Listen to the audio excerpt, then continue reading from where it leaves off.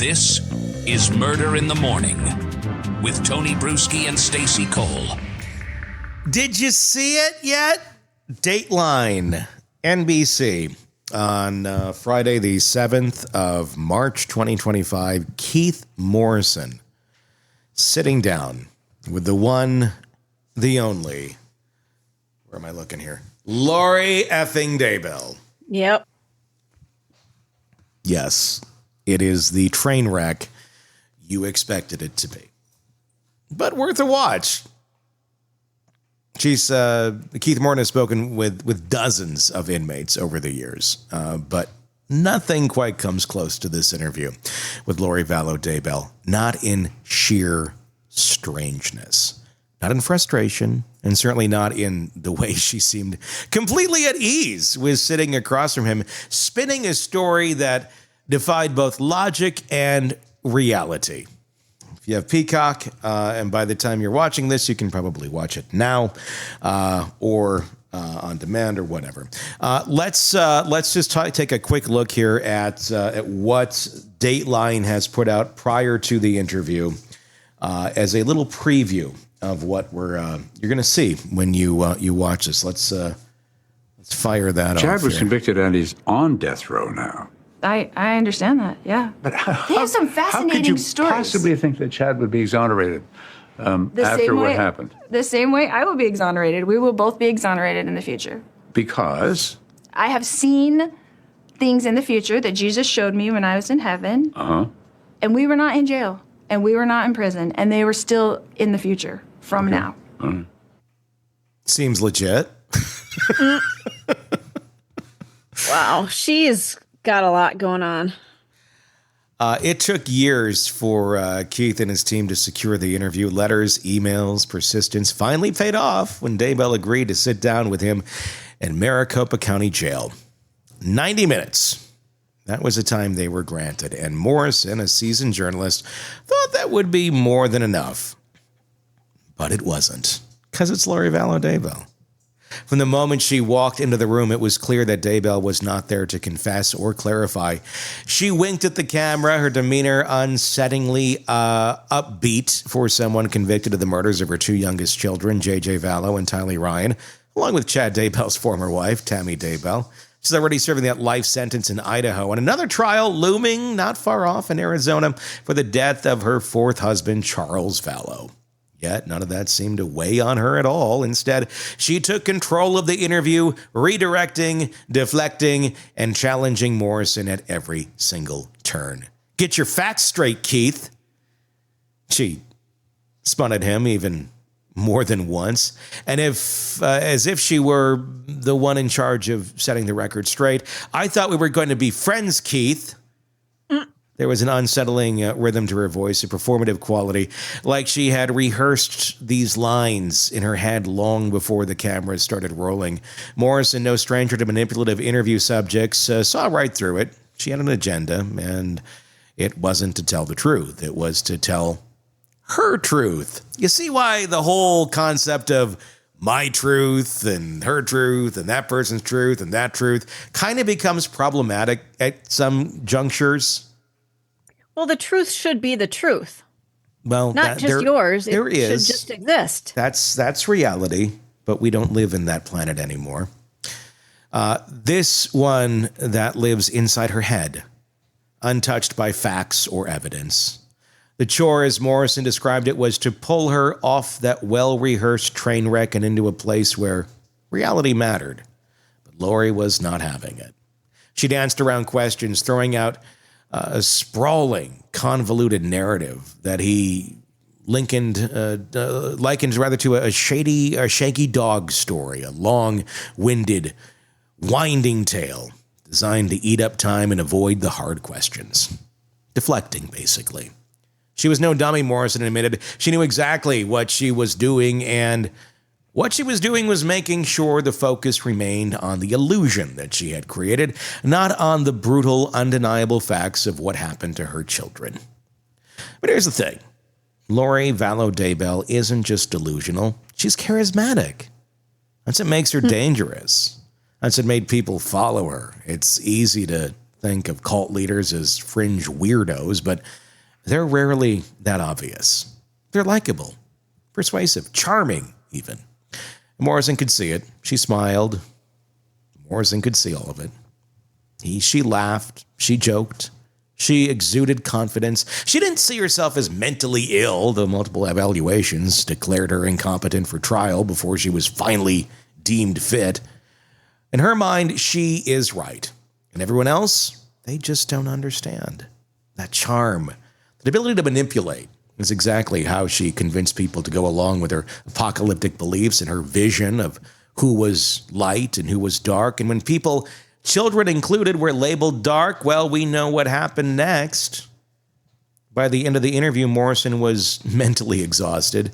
She had drained him, just as she had drained everyone who'd tried to pin her down with the truth.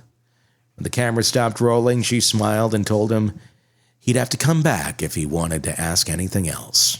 He walked out thinking, I never want to do that again. Almost immediately, he knew he would, because that's what Lori Vallow Daybell does. She lures people in, even those who know exactly what she is. This 2-hour Dateline special will feature Morrison's full interview with Daybell, as well as conversations with law enforcement, legal experts, and her surviving son, Colby Ryan, who has spent years trying to rebuild his life in the aftermath of his mother's crimes. Check it out. NBC, Peacock. It will be there on demand by the time you are hearing this. If you didn't get a chance to make your Friday night a Lori Vallow Daybell party, which I'm actually doing. I'm going to do it too. Yeah. I have Lori Vallow Daybell balloons. I have Lori Vallow Daybell hats, streamers. It's going to be a great night. I can't wait. She is a master manipulator, isn't she? Is she? Because she's not that great at it. I guess if you're an idiot. I mean, and looking at the IQs of the people who, were manipulated by her, they weren't the fucking brightest. I mean, look at these folks who testified at that trial and the weird shit that they still believe to this day. They're not of high level of thinking, or even just mid-level thinking. They're easily manipulated. If it wasn't this cult, it would be another. And Chad Daybell, again, not a bright fucking crayon in the box. Do you think she believes the shit that she talks about? Do you think she does? Yes. Do you think she really believes it? Yes. And I think there's so many empty people out there that don't know what to believe and are searching for something, that they come across somebody who really feels like they believe in their shit, and they just go along with it. I don't think she's great at this. I do not think she's a great manipulator. I think she's pretty shitty at it, actually. I think you look at it and she's certainly driven in it. She certainly has a conviction in what she talks about. But she talks about crazy shit.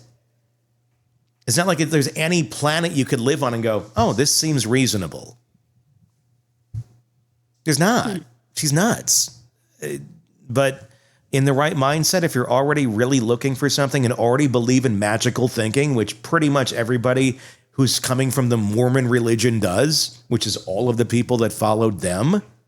Yeah, they were teed up to believe this shit. When you have a religion that walks you up to the line of literally believing that you can have one-on-one conversations with Jesus, and you hear those voices and it must be Jesus, but you can only take what Jesus says to you. If Jesus starts talking about stuff that's about other people, that's the line, you can't cross it. But if you're there already, and this is what you've been brought up believing, and the Jesus in your mind starts talking to you about other people and other things and other visions, well, shit, I mean, the church does say that some people can be prophets. Just not me, because the church didn't deem me that yet. I gotta be officially deemed by human beings, then for Jesus to have permission to talk to me, because that makes sense. The people on the earth are going to make the call of whether you have the one way to Jesus or not. You know, just like the gold tablets in the 1800s. That makes a lot of sense too. And magic underwear, also totally fucking legit. If you walk people up to that line of thinking, and they just might not be the best, most balanced human being in the world, like Lori Vallow Daybell or Ruby Franke, and you may have some other mental issues going on here, and they think Jesus is telling them other shit beyond just their world, well, guess what? They're going to go, well, Jesus has more authority over the humans, over the people on this earth, because it's Jesus. And then they start thinking they're prophets. It's because you walk them up to the fucking line. And then you're pissed off when they're like, oh, my God, they start thinking they're prophets. We told them they could talk to Jesus one-on-one, but now they think more things. Yes, you walked them up to that line. That's why your religion tends to, in recent days, be far more prominent and far more coming up in true crime stories of people believing some sort of magical voodoo shit and killing people because they think Jesus told them to. You walked them up there, Mormons. You are responsible for this shit. As much as you want to say, oh, we don't believe that. We don't believe that. Well, why do you believe what you do believe? Who made up those fucking rules? People? Oh, yeah, people. That's how you create Lori effing Daybell. That's how you create Ruby effing Frankie. That's how you create so many people that have gone off the fucking deep end. But they do it because they believe they're doing it with the power of Jesus behind them. But then Mormons abandon all these people who go off the fucking deep end. Oh, that's not us. That's not. Get away from us. We don't want to hear that. You made it. Now deal with it. It's an interesting religion. I know some people that live in very heavy populated areas, and what they talk about is the contradictions. You know, they're not supposed to take part in caffeine. It's a cult. Yeah. And yet they, they'll walk into work with Starbucks in their hand, but they'll pour it into a different cup so nobody knows. It's a fucking That's cult. what it is. It's built on shame. It's built on all this shit. That's how you had Ruby Frankie get as powerful as she did. Because you had, or Jody Hildebrandt get as powerful as she did into Lure and Ruby, because you're enabling all these people who feel so repressed because they repress women in the Mormon religion. And suddenly, look at this. And anybody who's repressed for a long period of time is going to suddenly think all men are bad if that's what this one woman is telling you. Yeah. Or your kids are bad, or whatever the fuck is bad. It's fucked up. There's so many fucked up tenets of this religion that if you just stick with it, if you just stick with it, then it's all good. People don't tend to stick with shit. They tend to go off and do their own thing quite often. And to say you didn't tee it up to it, you did. Yeah, and that's the thing, too. Religion shouldn't be turning away from its people.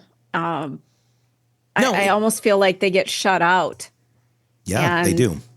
Especially at a time when they need them the most. If they're starting to get to this point where they might harm their children, might harm their spouse, they need support more than ever. And I feel like we keep hearing over and over again that they don't get it. No, they end up just going off into other groups or creating their own groups. And there are a lot of FLDS groups out there.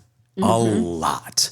And that means fundamentalist Church of Latter-day Saints. The Church of Latter-day Saints does not recognize these as any sort of official group. They're like, they try to distance, like, no, they're not part of us. No, they're not. But they started somewhere, and they went here. Well, you can't blame us for that. Maybe you can. I don't know. I mean, all religions involve magical thinking. Yeah. So what one's worse than the other? I'd say the ones that seem to have a tendency for homicide. The ones that have a tendency for child abuse and then believing biblically that they are doing the right thing. That seems to be a bit alarming, and there might be something wrong with the way you're approaching this shit. Because people of this religion in a very... numerically, it doesn't make sense. The amount of cases we have that are based on Mormons, which is a very small sect of society. It's improportionate. It's extremely improportionate. And it's not like because we're trying to go after Mormons. There's just a lot of it, of this magical thinking that goes very far awry. Just really saying. Sad. I'm just making the observation. It is what it is. It's fucked up. It's sad. And yeah, my opinion is it's a cult. I think most religions are, cults in some way, shape, or form. But this one, I got some special shit going on there. to be able to produce Lori effing Daybell. You got to check this out. It's probably one of the best Datelines ever. Worth watching. The latest true crime stories, expert breakdowns, and shocking twists, all in one place. Press subscribe now to the Hidden Killers podcast and True Crime Today.